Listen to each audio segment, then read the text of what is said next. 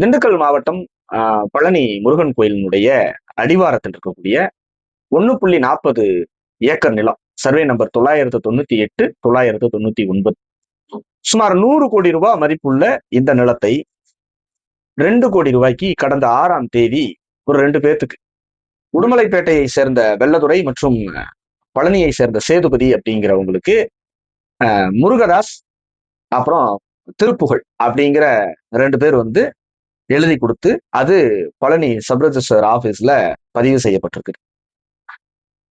அன்னைக்கு பர்டிகுலரா அந்த தேதி பழனியுடைய சப் ரெஜிஸ்டரா இருக்கக்கூடிய மாரிமுத்து அன்னைக்கு இல்ல. கொடைக்கானல் சப் ரெஜிஸ்டரா இருக்கக்கூடிய ஜஸ்டின் மணிகண்டன் அன்னைக்கு ஒரு நாள் மட்டும் இங்கு கூடுதல் பொறுப்பேற்று இங்கு வந்திருக்கிறார். அன்னைக்கு அந்த பர்டிகுலர் தேதியில தான் அந்த பத்திரப்பதிவு நடந்திருக்கு.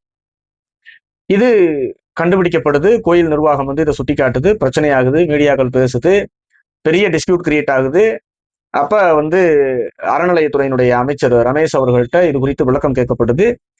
அவர் வந்து இது குறித்த விளக்கத்தை கொடுக்கிறாரு. நம்ம அது வரைக்கும் இது ஒரு நிர்வாக முறைகேடு, இது ஒரு நிர்வாகத்துல நடந்த குளறுபடி, அது ஒரு ஊழல், அது வந்து கண்டுபிடிக்கப்பட்டிருக்குது, எஃப்ஐஆர் போடப்பட்டிருக்குது. இன்னைக்கு வந்து அந்த வழக்கு சிபிசிஐடிக்கு மாற்றப்பட்டிருக்குது. 4 பேரை கைது பண்ணியிருக்கிறாங்க. அந்த ஜஸ்டின் மணிகண்டனை வந்து பணியிடை நீக்கம் செஞ்சிருக்கிறாங்க. இதுவெல்லாம் ஒரு ப்ராசஸ். இது குறித்து அமைச்சர்கிட்ட இப்பதான் அவங்க வந்து கவர்மெண்ட் ஃபார்ம் பண்ணியிருக்கிறாங்க, புது கவர்மெண்ட்.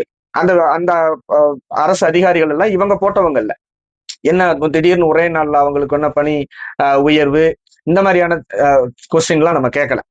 அந்த சம்பந்தப்பட்ட ஆள் வந்து அமைச்சருக்கு சொந்தக்காரராமே அப்படின்லாம் நம்ம குற்றச்சாட்டு வைக்கல. அது இல்ல நம்ம வேலை. நாம இதுல இருக்கக்கூடிய லீகலான ஒரு ஜென்ரலான கொஸ்டின்ஸை தான் நம்ம வந்து முன்வைக்கிறோம். அதற்கு விளக்கம் கொடுத்த அறநிலையத்துறை அமைச்சர் ரமேஷ் என்ன சொல்றாரு, இது இனாம் ஒழிப்பு சட்டம் 1963 இனாம் ஒழிப்பு சட்டத்தின் மூலமாகவே அங்கு பட்டாக்கள் வழங்கப்பட்டுருச்சு. தாவேக அரசு வந்துதான் பட்டா போட்டு கொடுத்ததா எங்க மேல குற்றம் சுமத்துறாங்க. அது தப்பு, அது பொய்.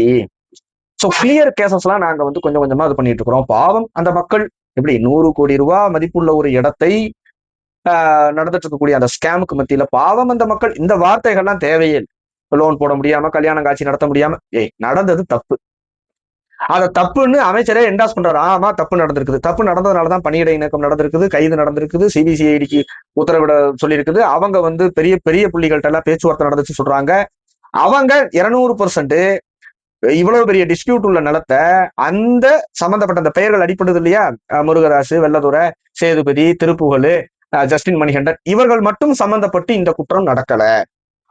காரணம் அதோட வேல்யூ 100 கோடி.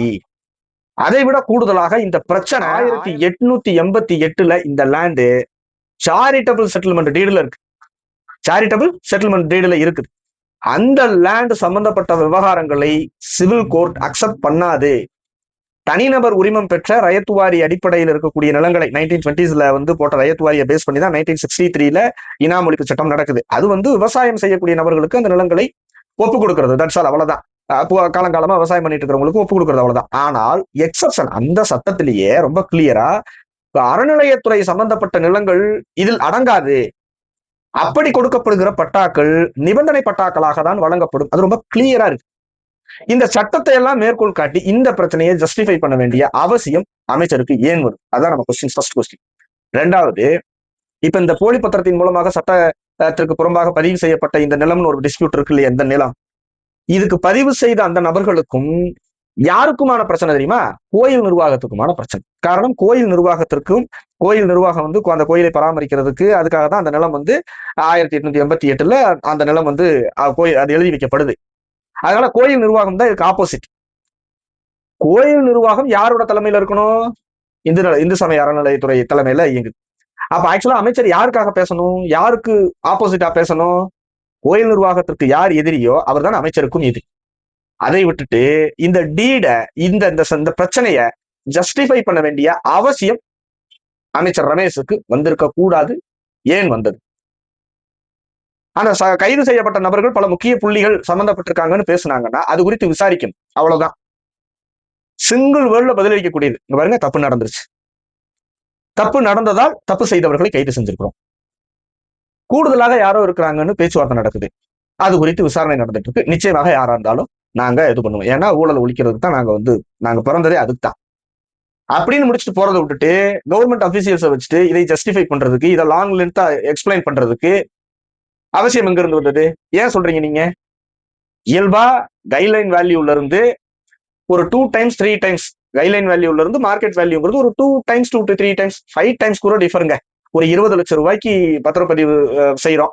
அதுக்கு அந்த பத்திர செலவுகள் வந்து குறைவுங்கிறதுக்காக என்ன பண்ணுவாங்க, மார்க்கெட் வேல்யூ அதில் நேரடியாக காமிக்க மாட்டாங்க. இது நார்மலா எல்லா இடங்களையும் நடக்கக்கூடியது. 1 கோடி ரூபாய் சொத்தை ஒரு 20 லட்சம் ரூபாய்க்கு வரைக்கும் கூட நடக்கிறதுக்கான வாய்ப்பு இருக்கு. ஆனா 50 டைம்ஸ்ங்க. 100 கோடி எங்க இருக்கு, 2 கோடி எங்க இருக்கு? இது ஸ்கேம், இது ஊழல், இது அப்பட்டமான மோசடி. இந்த மோசடியை மோசடின்னு என்டாஸ் பண்ற அதே அமைச்சர் இந்த மோசடி நடந்ததுக்கான காரணங்களை ஜஸ்டிஃபை பண்றதுங்கிறது சந்தேகத்தை மேலும் நமக்கு வலுப்படுத்தும். சத்தமா பேசுறது, கோபமா பேசுறது. 100 கோடி ரூபாய் ப்ராப்பர்ட்டி, இதுல யாரும் அரசியல் செய்ய விரும்பல. இது அரசியலாக பார்க்க கூடாது.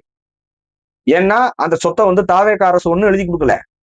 தமிழ்நாடு ஒன்றும் விஜயனுடைய மாநிலம் கிடையாது. தமிழ்நாடு அது. 5 வருஷத்துக்கு அவரு முதலமைச்சர், 5 வருஷத்துக்கு நீங்க அமைச்சர்.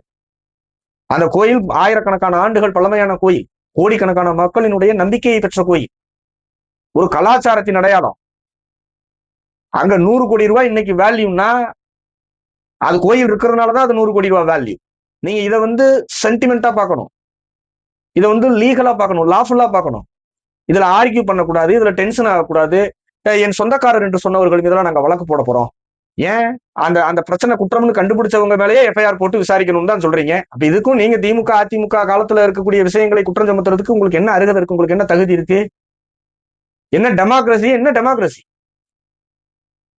தப்பு நடந்தது நீங்களே ஆமாங்கிறீங்க, அது குறித்து பேசினா கைது பண்ணுவீங்கன்னா என்ன அர்த்தம்? அது விளக்கம் கொடுங்க, இல்லைன்னு சொல்லுங்க. That's all. ஒரு பெரிய ஸ்கேம் 100 கோடி ரூபாய் சம்பந்தப்பட்ட ஸ்கேம்னா அமைச்சர் சம்பந்தப்பட்டிருப்பாருங்கிற சந்தேகம் இயல்பானது, பெரிய பெரிய அதிகாரிகள் சம்பந்தப்பட்டிருப்பாங்கிறது இயல்பானது. ஏன் கடந்த ஆட்சியில் இங்க ஒரு கிராமத்துல நடக்கக்கூடிய ஊழலுக்கும் மு.க. ஸ்டாலினுக்கு பங்கு போதுன்னு பேசலையா நீங்க? இப்படித்தான் அவங்க வந்து இப்ப பேசுனவங்களை கைது பண்ணணும்னாங்களா? அப்படி கைது பண்ணியிருந்தா அது சரியா இருந்திருக்குமா? இது என்னது? இது சர்க்கார்னு படம் எடுத்து நடிச்ச தோரணையிலேயே அப்படியே சர்க்கார் அப்படின்ட்டு அதெல்லாம் சினிமேட்டிக்கெல்லாம் பண்ண முடியாது. இது ஏகப்பட்ட லூக்கு, ரொம்ப மைனூட்டான உளவியலான பல பிரச்சனைகள் சம்பந்தப்பட்ட விஷயம். நீங்க பாட்டுக்கு தடால் புடால்னு பேசுறது, பக்குவம் இல்லாம வந்து என்னவோ உலகளந்த பெருமாள் மாதிரி பேசுறதெல்லாம் முறையற்ற செயல். அது பண்ணவே கூடாது. அப்பட்டமா தப்புன்னு நீங்க ஒத்துக்கிட்டீங்க, தப்பு, அவ்வளவுதான். That's all. நடவடிக்கை எடுக்கணும், அதான் அமைச்சனுடைய அதிகபட்ச இதா இருக்க முடியும்.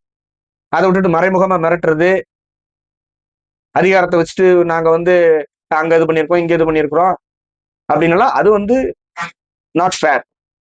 தனிநபர் நிலங்களை மட்டும்தான் டைட்டில் ஆஃப் த ஓனர் பேசிஸ்ல சிவில் கோர்ட்ல பண்ணுவாங்க. இது அது ஆர்குமெண்ட்டுக்கே உட்படுத்தப்படாத நிலம். That's all. இது இந்து சமய அறநிலையத்துறைக்கு பாத்தியப்பட்ட நிலம், அதில் விவாதங்கள் இல்லைன்னு பல முறை கோர்ட் வந்து பண்ணிடுச்சு. ஒரே நாள் அங்க வந்தவரு இவ்வளவு டிஸ்பியூட்ஸ் இருந்து, இவ்வளவு கேஸ் நடந்துட்டு இருந்து, இவ்வளவு பிரச்சனைகளுக்குரிய ஒரு இடம், 100 ஆண்டுகளுக்கு மேல பிரச்சனை நடந்துட்டு இருக்கக்கூடிய இடம், நேரடியாக கோயில் நிர்வாகம், பெரிய பெரிய தலைகள், பெரிய பெரிய அமைச்சர்கள் ஆல்ரெடி தலையிட்ட விவகாரம். இதை ஒரு ஆஃப்டர் ஒரு சப் ரிஜிஸ்டர், அதுவும் ஒரே நாள் அங்க வந்தவர் பதிவு பண்ணி கொடுத்துட்டு போயிட்டாருன்னா இது எப்படிங்க அவர் எடுத்த முடிவா இருக்கும்? இந்த 4-5 பேரோட முடிவா இருக்கும்? இது 200% மேல யாரோ இருக்கிறாங்க, அவங்கள வெளிப்படையா பேசணும், அப்பதான் நல்லது. அப்படிதான் உங்கள்கிட்ட எதிர்பார்க்கறாங்க, அதைத்தான் உங்கள்கிட்ட எல்லாரும் எதிர்பார்க்கறாங்க. இந்த பாருங்க, இவர்தான் பேரு, இந்த அட்ரஸ், இவர் தாங்க குற்றவாளி, இந்த ஒரு குற்றம் செஞ்சது ஆதாரப்பூர்வமா நாங்க கண்டுபிடிச்சிட்டோங்க, பாத்தீங்களாங்க எங்க தளபதி கவர்மெண்ட்ட, இந்த குற்றம் நடந்து தன்னால 5 நிமிஷம் விசாரணையில சொல்ல போற விஷயம், தெரிய போற விஷயம் இது. நீங்க ஒருவேளை இதை வெளிப்படையாக, அதான் சொல்றாங்கல்ல டிரான்ஸ்பரண்ட் கவர்மெண்ட், குட் கவர்னன்ஸ், அந்த வார்த்தைகளுக்கெல்லாம் அர்த்தம் என்னன்னா சப்பக்கட்டு கட்டுறதும் ஜஸ்டிஃபை பண்றதும் அல்ல. குற்றம் கண்டுபிடிக்கப்பட்டுருச்சு, குற்றவாளிகள் கண்டுபிடிக்கப்பட்டாங்க, இவங்கதான் குற்றவாளி, இந்த பணியிடை நீக்கத்துக்கெல்லாம் இடம் இல்ல, டிஸ்மிஸ், அவ்வளவுதான். சம்பந்தப்பட்ட யாரா இருந்தாலும் உச்சபட்ச நடவடிக்கை, அமைச்சராக இருந்தாலும் யாராக இருந்தாலும் ஆண்டவனா இருந்தாலும் நடவடிக்கை எடுக்கப்படும், அவ்வளவுதான். அப்படி எடுக்கக்கூடிய நடவடிக்கையை டிரான்ஸ்பரண்ட், வெளிப்படைத்தன்மை, அதோட மக்கள்கிட்ட சொல்லிட்டு வேலையை முடிங்க.